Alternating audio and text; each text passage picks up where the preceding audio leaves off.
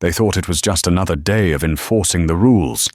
They thought two young black men in hoodies couldn't possibly belong in the first-class cabin of an international flight. The gate agent, Patricia, called security. The manager, Greg, threatened to put them on the no-fly list. They wanted to humiliate Marcus and Tobias Sterling in front of 300 people. But they made one fatal miscalculation. They didn't check the manifest, and they certainly didn't know who was on the other end of the phone line. In the next hour, this airport staff wouldn't just lose their flights, they would lose their careers, their reputations, and their freedom. This is the story of the Sterling shutdown. The automatic sliding doors of Chicago O'Hare's Terminal 3 hissed open, letting in a gust of biting November wind. Marcus Sterling adjusted the collar of his oversized beige hoodie, pulling it tighter against his neck. Beside him, his twin brother, Tobias, yawned, stretching his arms high. They were exhausted. It had been a grueling 48 hours in Tokyo, closing a tech merger, and the 17-hour travel time back to the States had left them drained. All they wanted was to board the connecting flight to New York, sink into the lie-flat seats of the first-class cabin, and sleep until wheels down at JFK. They didn't look like typical business tycoons. They were 26 years old, 6'2", and black. They preferred high-end streetwear, Jerry Lorenzo hoodies, vintage Jordan 1s, and discreet tactical cargo pants over the stiff, itchy suits their father, Darius Sterling, used to wear in the 90s.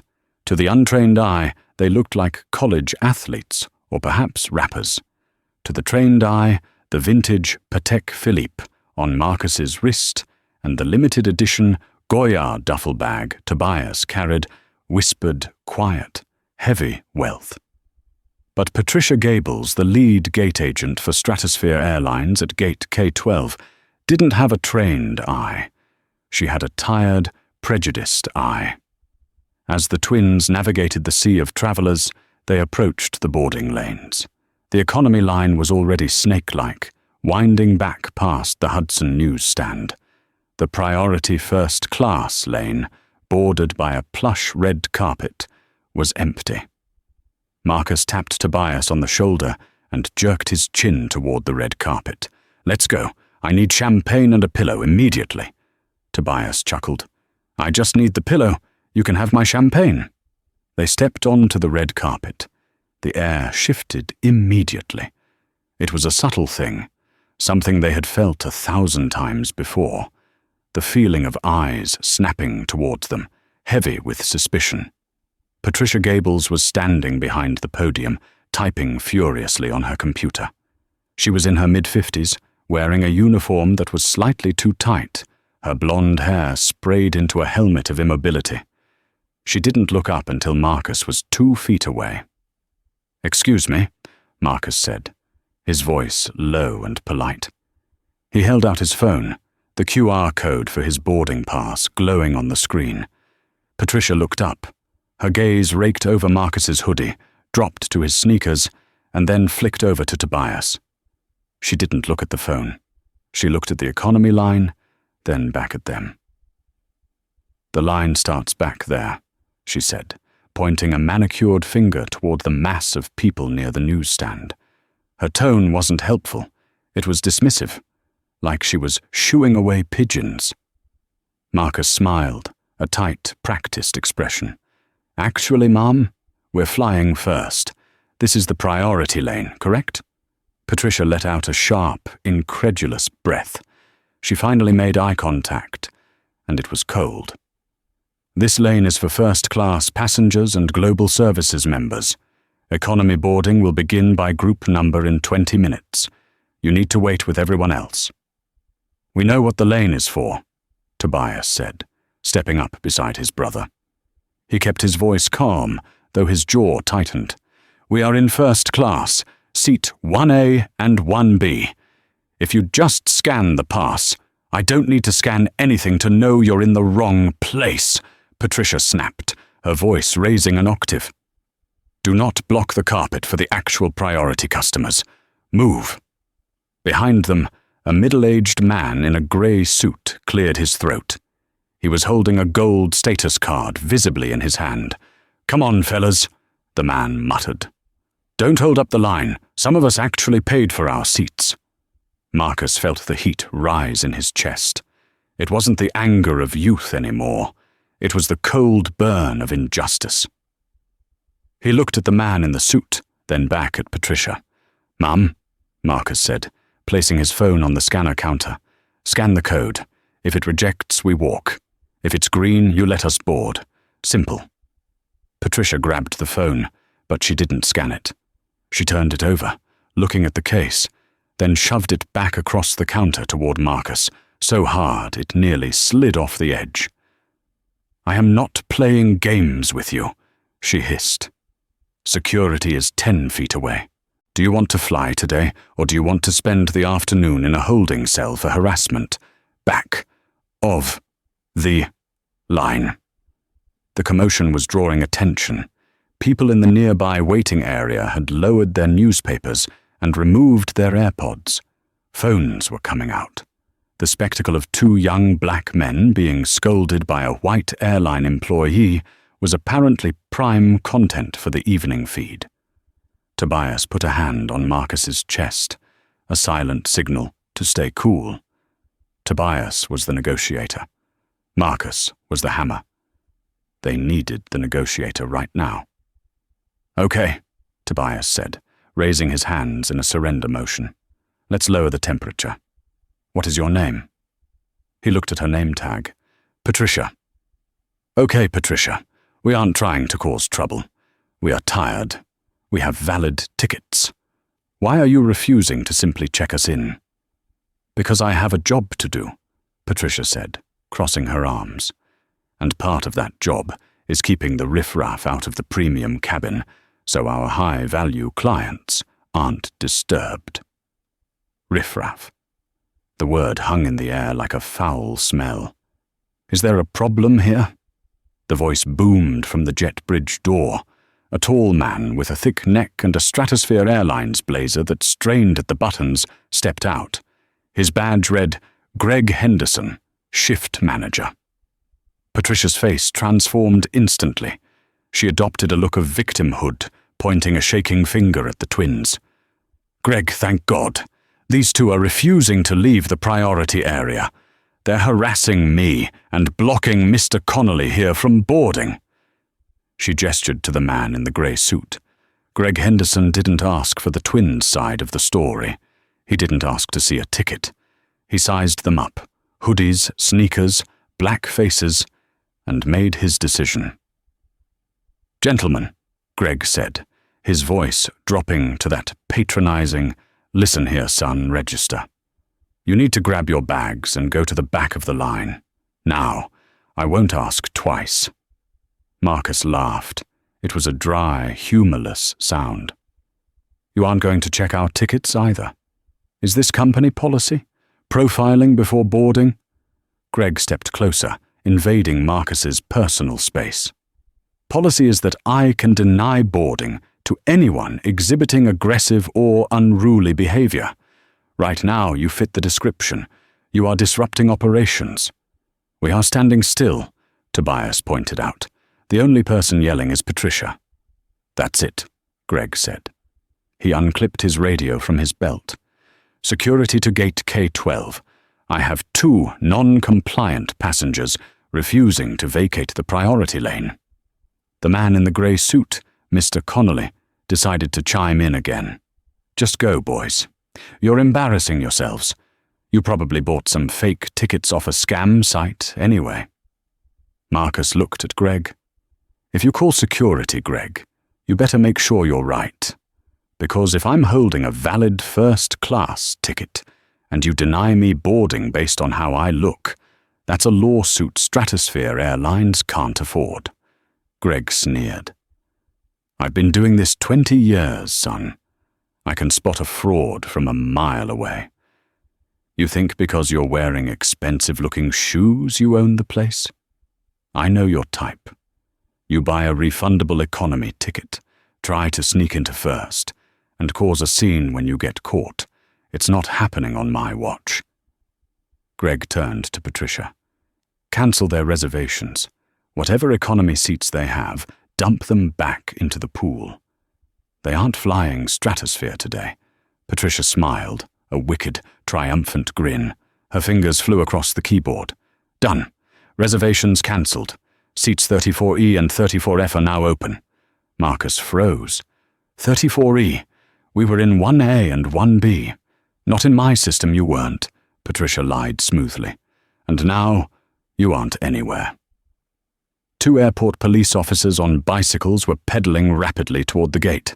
The crowd was murmuring, some filming, some shaking their heads in disgust at the twins, buying entirely into the narrative Greg and Patricia were spinning. Tobias looked at Marcus.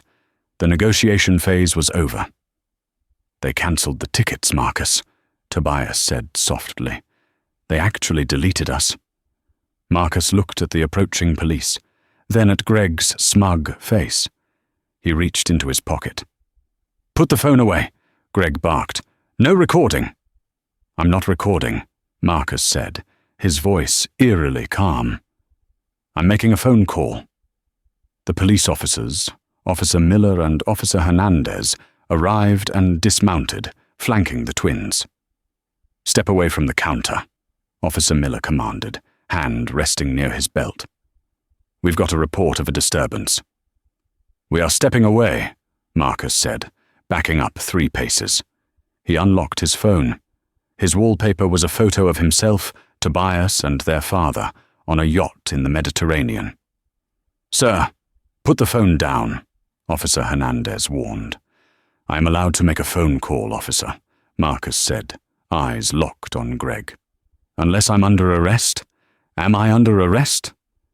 The officers hesitated. Being annoying wasn't a crime, and they hadn't physically touched anyone. "Make it quick," Miller grunted. "Then you're being escorted out of the terminal." Marcus scrolled through his contacts. He didn't go to a lawyer. He didn't go to customer service. He scrolled to a contact saved simply as the chairman. He hit dial. Greg laughed, turning to Mr. Connolly. "They always call Daddy or a lawyer. Think it scares us." The phone rang once, twice. Then a deep, gravelly voice answered. The voice of a man who moved mountains with a whisper. "Marcus, you boys land yet? I'm tracking the flight.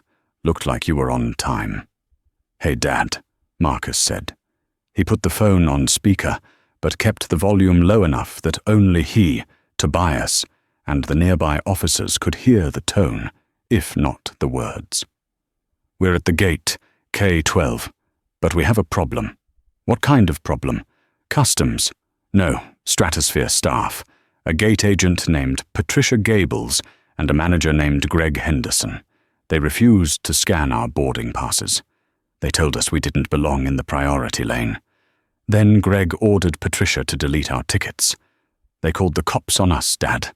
They're kicking us out of the airport." There was a silence on the line. It was a heavy, terrifying silence, the kind of silence that precedes a tsunami. "They did what?" Darius Sterling's voice was dangerously quiet. "They said we looked like riffraff, accused us of fraud. Greg said he's been doing this 20 years and knows our type." Greg, seeing Marcus on the phone, stepped forward aggressively. "I told you to get off the phone. You're trespassing now." Marcus held the phone up. "Dad, the manager is yelling at me right now. He says I'm trespassing." "Marcus," Darius said. "Is the speaker on?" "Yes." "Put the phone on the counter. Crank the volume. I want everyone to hear this." Marcus smiled. It was a shark's smile. He stepped forward, ignoring Officer Miller's outstretched hand, and placed the iPhone Pro Max on the high podium right in front of Patricia. He maximized the volume. "Who is this?" Greg demanded, leaning over the phone. "Listen to me, whoever this is. Your sons are disturbing the peace and are currently banned from Stratosphere Airlines. If you have a problem, you can submit a complaint via our website. Mr. Henderson, the voice boomed from the phone. It was rich, authoritative, and carried an accent that sounded like old money and iron. My name is Darius Sterling. Greg rolled his eyes. Good for you, Darius. Come pick up your kids. You seem to be confused, Mr. Henderson. You see, you work for Stratosphere Airlines. Stratosphere is a subsidiary of Aerolux Holdings. Greg paused. The name Aerolux sounded familiar.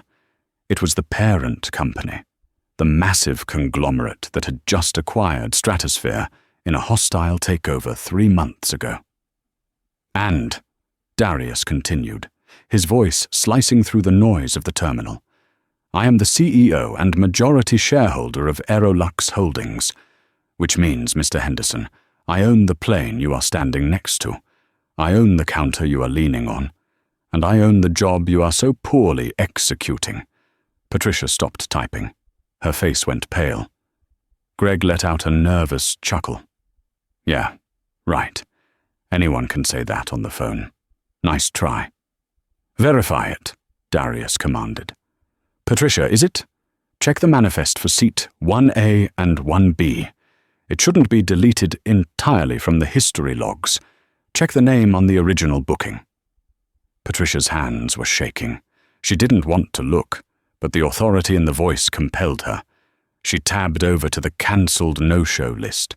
She clicked on the history for the seats she had just dumped. Her breath hitched. Passenger. Sterling Marcus. Passenger. Sterling Tobias. Status. VIP. Chairman family. Do not downgrade. Greg, Patricia whispered, her voice trembling. Greg, look. Greg leaned over the screen. The color drained from his face, faster than water from a broken dam. Are you looking at it, Greg? Darius asked. Now, look at the bottom of your screen. There should be a code for the internal corporate directory. Type in my name. Greg didn't move. He was frozen. Type it! Darius roared. Greg's trembling finger typed DARIUS STERLING. A photo popped up. It was the man on Marcus's phone wallpaper, but in the corporate photo, he was wearing a suit, and the title under his name read, Chairman of the Board, Global CEO. Marcus leaned against the counter, crossing his arms. You were saying something about our type, Greg. Here is what is going to happen, Darius said, his voice echoing through the silent gate area. The boys are going to put me on FaceTime. I want to see your faces. Marcus switched the call to video. He held the phone up. Darius Sterling's face filled the screen, sitting in a boardroom in London, his eyes burning with a fury that transcended time zones. Greg Henderson, Patricia Gables, you have humiliated my sons. You have racially profiled members of the ownership family, and you have weaponized the police against paying customers. Sir, We didn't know, Greg stammered, sweat beading on his forehead. You didn't know? Darius cut him off. That is the problem. You shouldn't have to know who they are to treat them with dignity. But since you care so much about hierarchy, let me be clear. Darius paused. The entire gate area held its breath. Even Mr. Connolly in the grey suit was trying to shrink into the carpet. Ground the plane, Darius said. Excuse me?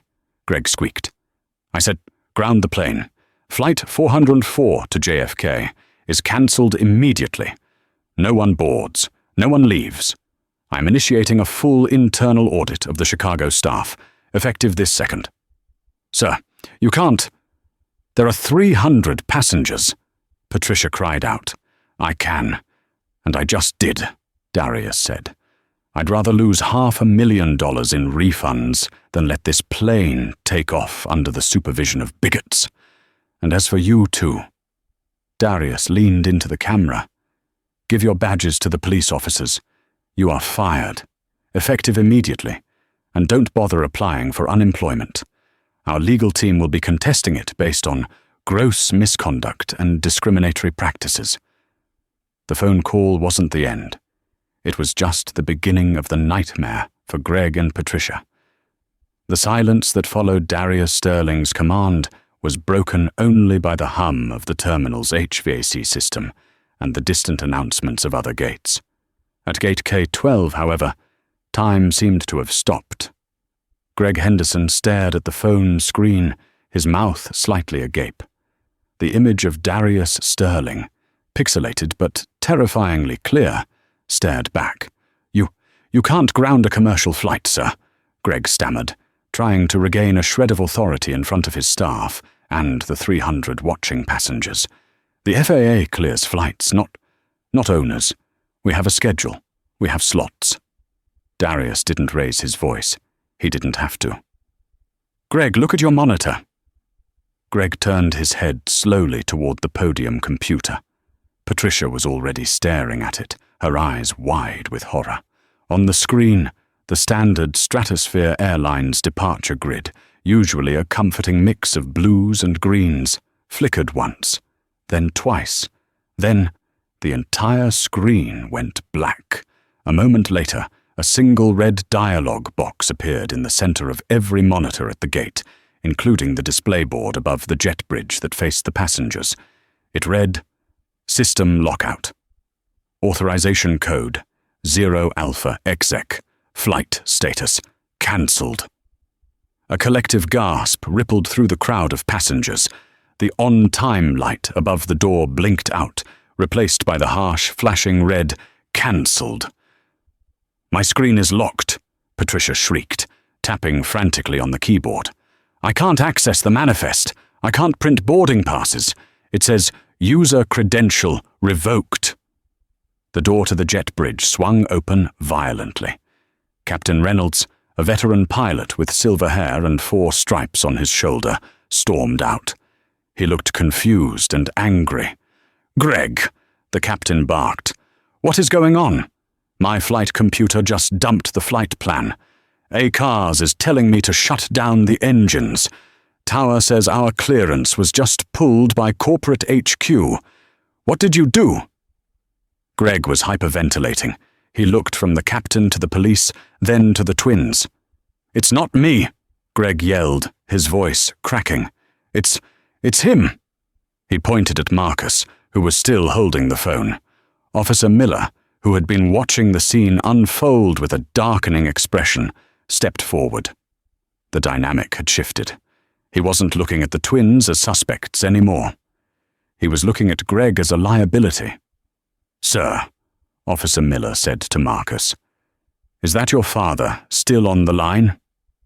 "He is," Marcus replied. "May I speak to him?" Marcus handed the phone to the officer. "Mr. Sterling," Officer Miller said, his tone respectful. "This is Officer Miller, Chicago PD. We were called here on a report of a disturbance. Are you stating that these men, your sons, are authorized to be here?" "Officer Miller." Darius's voice was calm but iron-hard. "My sons are not only authorized, they are VIP guests. The only disturbance occurring at Gate K12 is a manager filing a false police report to cover up a civil rights violation. I trust you know the penalty for utilizing police resources to enforce a personal bias." Officer Miller's jaw tightened. He looked at Greg. The look was lethal. Police officers hated nothing more than being used as pawns in someone else's power trip. It made them look incompetent, and it opened the department up to lawsuits. "Thank you, Mr. Sterling," Miller said. He handed the phone back to Marcus. Miller turned to his partner, Officer Hernandez. "Hernandez, get statements from the witnesses in the line. I want to know exactly what words Mr. Henderson and Ms. Gables used." "Wait!" Greg shouted. "You're taking their side? I'm the manager." "You're the suspect," Miller corrected him coldly. "You called 911 and claimed 2 men were aggressive and violent. I've been standing here 5 minutes, and the only aggressive person is you. If I find out you lied on that call, Henderson, you're leaving in cuffs. False reporting is a Class 4 felony." The blood drained from Greg's face so completely he looked like a wax figure. Meanwhile, the crowd of passengers realized what was happening. The flight wasn't just delayed, it was dead, and it was Greg's fault. "Hey!" a woman from the back of the line shouted. "I have a connection in London. You're telling me I'm stuck here because you didn't like their hoodies?" "I'm missing a wedding," another man yelled. The mob mentality that Greg had tried to weaponize against the twins suddenly swung around like a boomerang. People began booing. Phones were thrust over the cordon ropes, recording Greg's meltdown from 100 different angles. Mr. Connolly, the man in the grey suit who had told the twins to get out of the line, realized the wind had changed. He looked at the cancelled board, then at Marcus and Tobias. He swallowed hard, adjusting his tie, and took a tentative step toward them. "Gentlemen," Connolly said, putting on a slimy, ingratiating smile. "Look, I think we all got off on the wrong foot here. I didn't realize who you were. If I had known—" Tobias laughed. It wasn't a nice laugh. "If you had known we were billionaires, you would have treated us with respect? Is that it?" "Well, I mean, naturally. Status carries certain—" "Save it," Marcus cut in, his voice icy. "The fact that you needed to know our bank balance to treat us like human beings is exactly why you're standing there. And I'm standing here. You wanted us gone? Congratulations. We aren't flying, and neither are you." Connolly opened his mouth to argue, but Officer Hernandez stepped in between them. "Back up, sir. Give them space." Suddenly, the PA system at the gate crackled to life. But it wasn't Patricia speaking. It was a voice from the main airport speakers, overriding the local system. "Attention at Gate K-12. This is airport operations. We have a high-priority security change. Stratosphere staff Gregory Henderson and Patricia Gables are to surrender their credentials immediately to law enforcement. Regional Director Richard Thorne is en route to the gate. Repeat, staff are to surrender credentials immediately." The announcement echoed through the terminal like a judgment from God. Patricia slumped against the podium, burying her face in her hands, sobbing loudly. "My pension," she wailed. "I'm 3 years away from my pension." Greg stood paralyzed. Officer Miller unclipped a pair of handcuffs from his belt. He didn't arrest him yet, but he held them up as a visual warning. "Badges," Miller ordered. "Now." With trembling hands, Greg unclipped the laminate ID that had given him his petty power for 2 decades. He placed it on the counter. Patricia threw hers down next to it. "You can't do this," Greg whispered, looking at Marcus. "You ruined my life over a seat." Marcus stepped closer, looking Greg dead in the eye. "No, Greg. You ruined your life. I just made the phone call." 10 minutes later, the crowd parted like the Red Sea. Striding down the concourse was a phalanx of 4 men in sharp navy suits, led by a man who looked like he chewed glass for breakfast. Richard Thorne, the regional vice president for Stratosphere Airlines, looked furious. He wasn't furious at the twins. He was furious at the PR nuclear bomb that had just detonated in his sector. Thorne spotted Marcus and Tobias. His demeanor shifted instantly from aggression to desperate apologetics. He ignored Greg and Patricia entirely, walking straight past them to the twins. Mr. Sterling, Thorne said, extending a hand to Marcus, then Tobias. "I am Richard Thorne, Regional VP. I am mortified. There are no words. I just got off the phone with your father and the board." "Mr. Thorne," Marcus said calmly, "you have a mess here." "We do," Thorne admitted, wiping sweat from his brow. "We are conducting a full investigation, but frankly, the video footage and the call logs are damning enough. We are issuing a public apology within the hour." Thorne turned slowly to face Greg and Patricia. They were huddled near the jet bridge door, looking small and defeated. "Henderson! Gables!" Thorne barked. "You are relieved of duty. Effective immediately, your employment is terminated for cause. That cause being gross negligence, violation of anti-discrimination policies, and reputational damage to the brand." "Richard, please," Greg begged. "I've been here 20 years. Just a suspension. Give me a warning. I have a mortgage." Thorne's eyes were cold. "You should have thought about your mortgage before you tried to kick the chairman's sons off a plane because you didn't like their sneakers. You're lucky if we don't sue you for the revenue lost on this flight." Thorne turned to the police officers. "Officers, these individuals are no longer employees of Stratosphere Airlines. As such, they have no security clearance to be in the sterile area of the airport. Please escort them to the curbside exit." Officer Miller nodded. "With pleasure." "Let's go," Miller said, grabbing Greg's arm. "Grab your personal items. You're leaving." The walk of shame was brutal. As Greg and Patricia were marched away from the gate, past the long line of passengers they had inconvenienced, the crowd erupted. It wasn't just booing. People were clapping.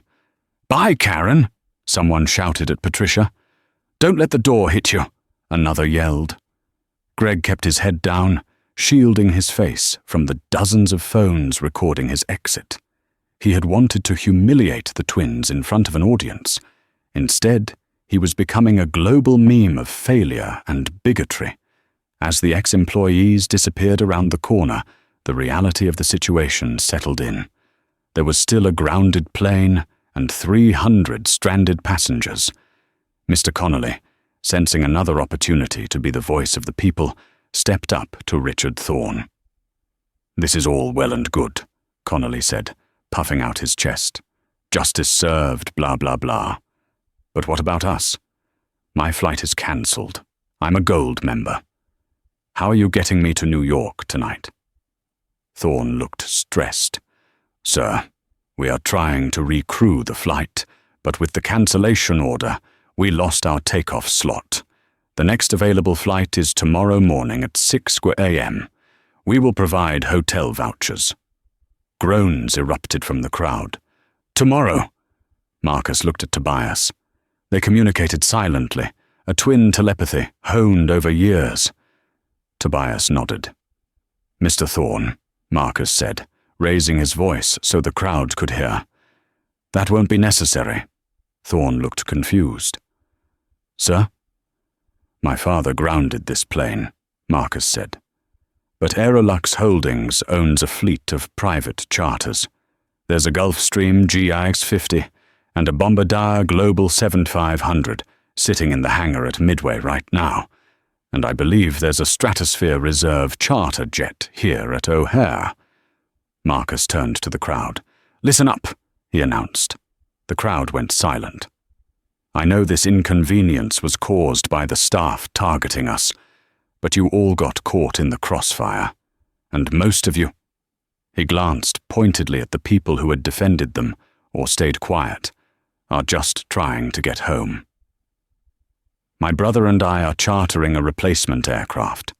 It will take us and anyone who needs to get to New York tonight, free of charge, open bar, VIP catering." A cheer went up that was so loud it startled the TSA agents at the nearby checkpoint. People were high-fiving. The anger evaporated instantly. "However," Marcus added, his voice cutting through the cheers, "there is one exception." He pointed a finger directly at Mr. Connolly. "Mr. Connolly, was it?" Marcus asked. Connolly froze. "Yes?" "You seemed very concerned about the purity of the priority lane earlier. You didn't want riffraff like us slowing you down." I apologized," Connolly stammered. "You apologized when you found out we were rich," Tobias corrected him. "That's not an apology. That's a calculation." Marcus smiled. "Since you prefer the rules so much, we're going to stick to them. The charter flight is a private invitation only, and you aren't invited." "You can't leave me here," Connolly sputtered, his face turning red. "I have rights. I'm a gold member." "You can use your gold status to get a discount at the airport hotel," Marcus said dismissively. "Mr. Thorne, please ensure Mr. Connolly receives his voucher for the Holiday Inn. Everyone else, follow us to the VIP terminal." The crowd roared with laughter. Connolly stood alone in the middle of the red carpet, surrounded by his expensive luggage, watching the best flight he would never take walk away from him. The flight to New York was a party. The Sterling Charter, as the passengers dubbed it, was less like a flight and more like a celebration of justice. Champagne flowed. The twins took selfies with the passengers. They listened to stories. A grandmother going to see her new grandchild, a soldier returning from leave, a student heading to a master's program. By the time they landed at JFK, the story had already broken the internet. A passenger named Sarah, a 20-something with a large TikTok following, had uploaded the entire confrontation in a 3-part series titled "Racist Airline Manager Tries to Check the Wrong Billionaires, Ahanakama Dachjot Sterling Shutdown." The videos had 12 million views before the plane's wheels touched the tarmac in New York. In the videos, you could clearly see Patricia rolling her eyes, Greg pointing his finger in Marcus's face, and the glorious moment Marcus put the phone on speaker. The internet detectives went to work immediately. By the next morning, the fallout had moved from the airport to the real world. Trending topic: Boycott Stratosphere. Headline: CEO Darius Sterling terminates staff live on FaceTime. Headline: Who is Greg Henderson? The internet found him. Marcus and Tobias were sitting in the penthouse of the Sterling Tower in Manhattan, overlooking Central Park. They were eating breakfast, scrolling through their tablets. "Look at this," Tobias said, sliding his iPad across the marble table. It was a news report from a local Chicago station. "I'm standing outside the home of Gregory Henderson in suburban Chicago. Just hours after being fired for a viral altercation at O'Hare, Henderson is facing new troubles. Neighbors report seeing a moving truck this morning, but not for a planned move. It appears Henderson's Homeowners Association has called an emergency meeting regarding violation of community conduct codes. Furthermore, the local youth baseball league, where Henderson volunteers as a coach, released a statement minutes ago. Due to behavior incompatible with our values of sportsmanship and inclusion, Mr. Henderson has been permanently banned from all league activities." Marcus took a sip of his coffee. "Hard karma." "It gets worse," Tobias said. "Or better, depending on how you look at it. Patricia." He tapped another link. "Gate agent in viral video investigated for past conduct." Following the incident with the Sterling brothers, 3 other families have come forward with formal complaints against Patricia Gables, alleging similar discriminatory behavior over the last 5 years. Stratosphere Airlines has announced they are stripping Gables of her accumulated pension benefits under the morality clause of her contract. "She lost the pension," Marcus whispered. "She actually lost it." "She played a stupid game," Tobias said, standing up and walking to the window. "She won a stupid prize." But the story wasn't quite over, because while the employees had been punished, the system that allowed them to act that way was still broken. And Darius Sterling wasn't done cleaning house. The elevator to the penthouse dinged. Darius walked in. He looked tired but energized. He threw a thick file onto the breakfast table. "Good morning, boys," Darius said. "Enjoy the flight?" "It was eventful," Marcus said. "Did you see the news about Greg and Patricia?" "Small potatoes," Darius said, waving his hand. "I'm not interested in just firing 2 bad apples. I'm interested in the tree." He tapped the file. "I've called an emergency board meeting for noon. We are restructuring the entire customer service training protocol for Stratosphere, and I'm appointing 2 new heads of the Customer Experience and Inclusion Board." Darius smiled at his sons. "You too." Marcus blinked. "Us?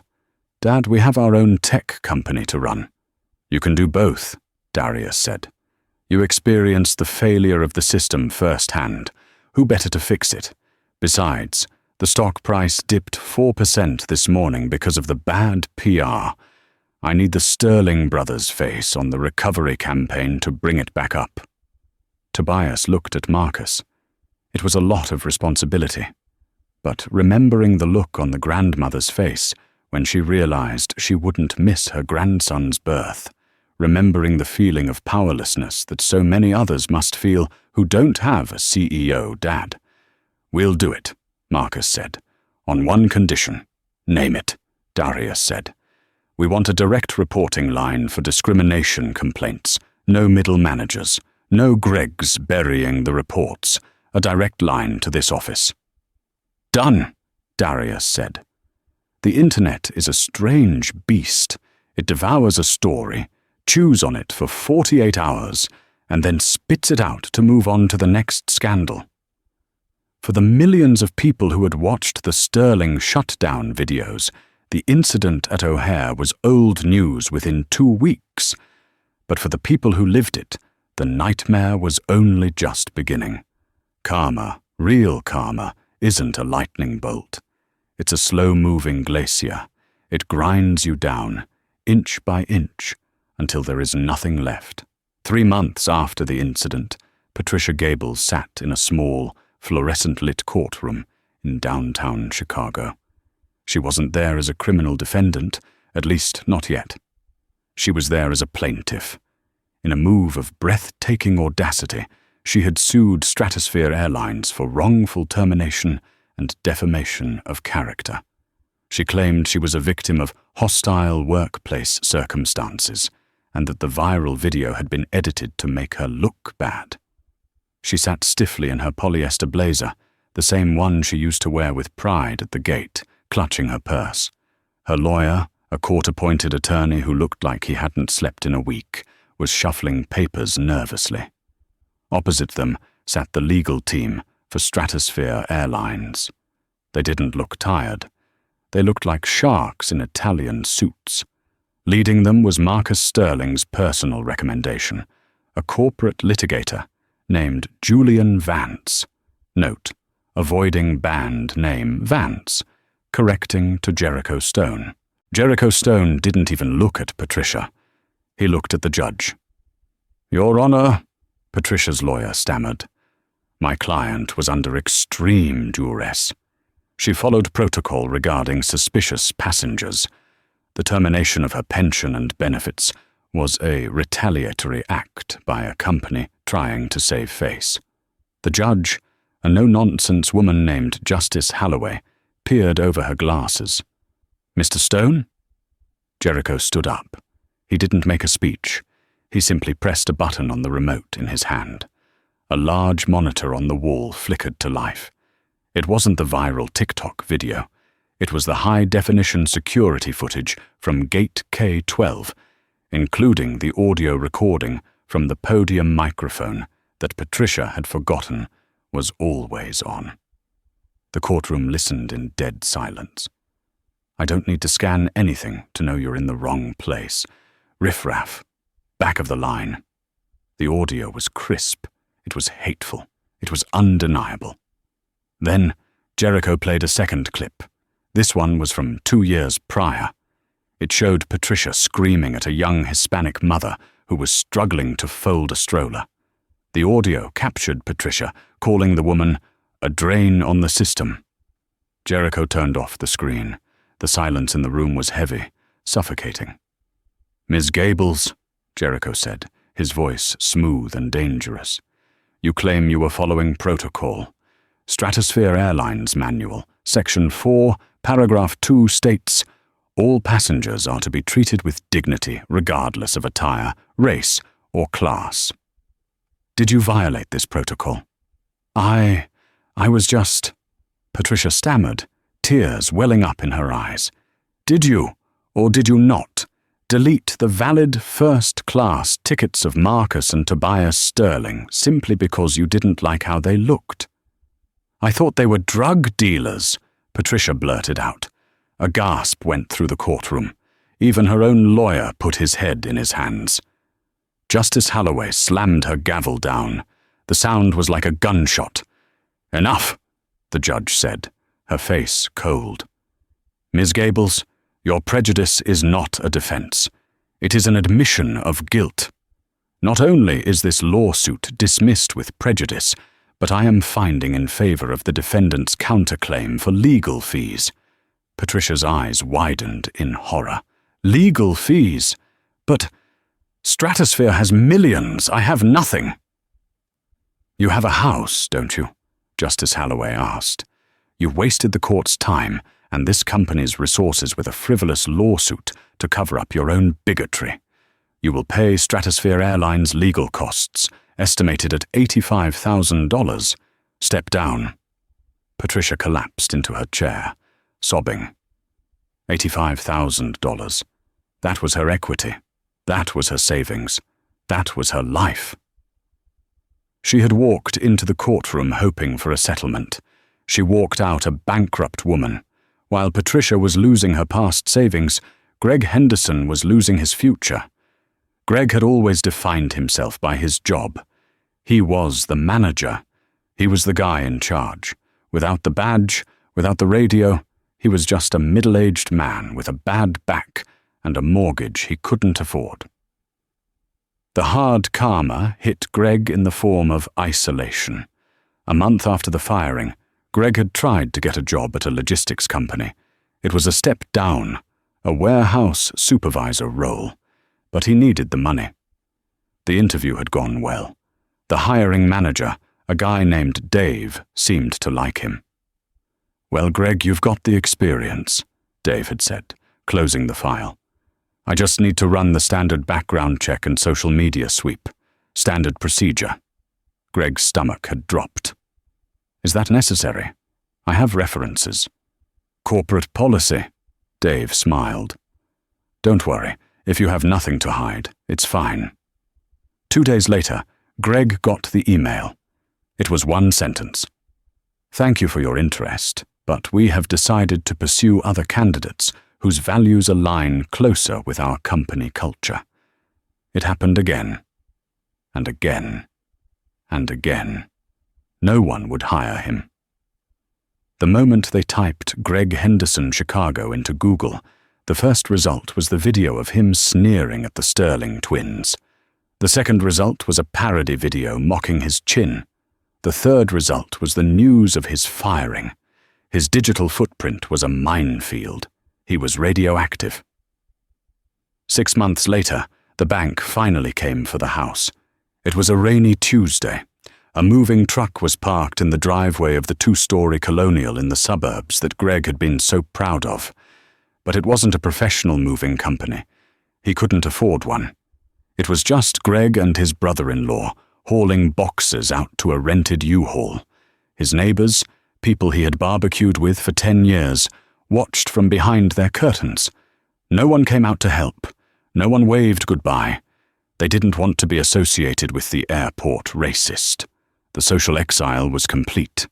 "Careful with that TV," Greg snapped, his nerves frayed. "Look, Greg, I'm doing you a favor here," his brother-in-law shot back, wiping sweat from his forehead. "You're lucky Linda is even letting you stay in our basement. If it was up to me." He didn't finish the sentence. He didn't have to. Greg walked into his empty living room for the last time. The carpet still held the indentations of his recliner. He looked at the wall where his Manager of the Year 2018 plaque used to hang. The wall was bare now, just a pale square where the paint hadn't faded. He had lost his career. He had lost his home. He had lost his standing in the community. And for what? Because he wanted to feel superior to 2 young men in hoodies for 5 minutes. He walked out the front door, closing it on his old life forever.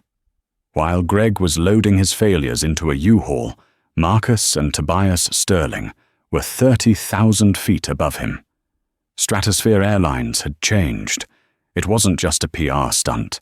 The Sterling Protocol was now the gold standard in the aviation industry. Every boarding denial had to be logged, justified, and reviewed by an independent officer within 24 hours. If a pattern of bias was found, The employee was terminated immediately. The stock price, which had dipped initially, was now at an all-time high. The public loved the redemption arc. They loved that the company had owned its mistake and fixed it. Marcus sat in the leather seat of the family's Gulfstream G650, reviewing the quarterly report. "Customer satisfaction is up 15%, Marcus said, taking a sip of sparkling water, "and discrimination complaints are down 90%. Tobias looked up from his tablet. He looked older, wiser than he had 6 months ago. "We did good work, Marcus. Dad is pleased." "Dad is never pleased," Marcus laughed. "But he's satisfied. That's as close as we get." Tobias looked out the window. The clouds below were thick and grey, a blanket of rain covering Chicago. "Do you ever wonder about them?" Tobias asked quietly. "Greg and Patricia." Marcus paused. He set his glass down. "I don't wonder, I know. Our legal team sends updates." "And?" "Patricia is filing for Chapter 7 bankruptcy next week. She's moving in with her sister in Ohio." "And Greg?" Marcus tapped his screen, pulling up a background report. "Greg is working 2 jobs. He washes dishes at a diner on the night shift, and he drives a shuttle bus for a discount parking lot during the day." Tobias shook his head. "That's rough." "It is," Marcus agreed. "But they chose it. They had every chance to just scan the ticket. They had every chance to apologize before Dad got on the phone. They dug their hole, Tobias. Now they have to live in it." The Gulfstream began its descent, banking sharply over the city. Down on the ground, the rain was relentless. Greg Henderson sat in the driver's seat of the Easy Park and Fly shuttle bus. The heater was broken, and the bus smelled of wet wool and diesel fumes. His radio crackled. "Driver 4, loop back to Terminal 5. We have a large party coming in." "Copy," Greg muttered. His voice was raspy. He was exhausted. His back ached from sleeping on a cot in his brother-in-law's basement. He pulled the bus up to the curb at Terminal 5. The automatic doors hissed open, letting in the freezing rain. He watched as people scurried onto his bus, dragging their wet luggage, complaining about the weather, complaining about the wait. Greg looked at them. He wanted to yell. He wanted to say, "I used to be in charge. I used to run this terminal." But he said nothing. He couldn't afford to. He needed this 14 hours an hour. As he merged back into traffic, the bus rattled and shook. Through the rain-streaked windshield, he saw a movement in the sky. A sleek, silver private jet was climbing rapidly, effortlessly piercing through the storm clouds, heading toward the sun. The tail of the jet caught the light. Greg stared at it. He knew that plane. Everyone in aviation knew that plane. It belonged to the Sterling family.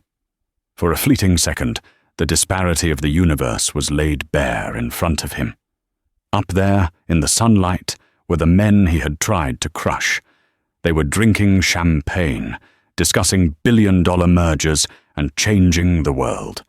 Down here, in the mud, was Greg, gripping a sticky steering wheel, driving in circles, trapped in a prison of his own making. He had tried to deny them a seat on a commercial flight. So, the universe had denied him a seat at the table of life. A passenger behind him tapped on the glass partition. "Hey, driver, can you turn the heat up? It's freezing in here." Greg looked in the rear-view mirror. He saw his own tired, defeated eyes staring back. "The heat is broken," Greg said softly. "Everything is broken." He pressed the gas pedal, driving the bus back into the rain, while the jet disappeared into the blue, untouchable sky. And that brings us to the end of the Sterling shutdown. It's a brutal reminder that actions have consequences, and in the digital age, those consequences are swift and permanent. Greg and Patricia spent years building their careers, only to lose it all in 10 minutes because they couldn't see past their own prejudices. They thought they were the gatekeepers, but they ended up locking themselves out. The twins didn't just get revenge, they got justice. They used their power to fix a broken system, ensuring that what happened to them wouldn't happen to the next person in that line. Now, I want to hear from you. Do you think the punishment fit the crime? Was losing their homes and pensions too much, hard karma, or was it exactly what they deserved for how they treated people? Let me know your verdict in the comments down below. I read and pinned the best ones. If you enjoyed this story of justice served cold, please hit that like button. It helps the channel more than you know. And make sure to subscribe and turn on the notification bell so you don't miss our next story about entitlement meeting reality. Be kind to each other, and remember, you never know who you're talking to. Thanks for watching.